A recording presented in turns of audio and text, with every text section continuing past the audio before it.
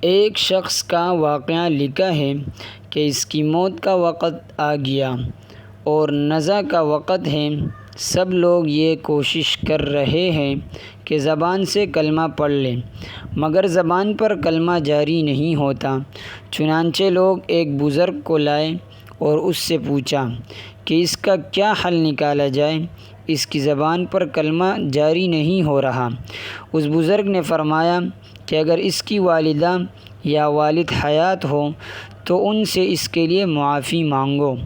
ایسا معلوم ہوتا ہے کہ اس نے والدین کی نافرمانی کی ہے، اس کے نتیجے میں اس پر یہ وبال آیا ہے، اور جب تک ان کی طرف سے معافی نہیں ہوگی اس وقت تک اس کی زبان پر کلمہ جاری نہیں ہوگا۔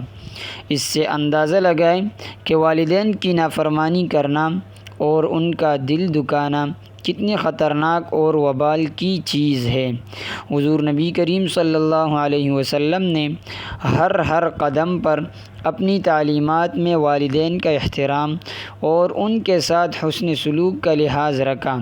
جو صحابی آپ سے مشورہ کرنے آتے تو آپ ان کو حسن سلوک کا مشورہ دیتے۔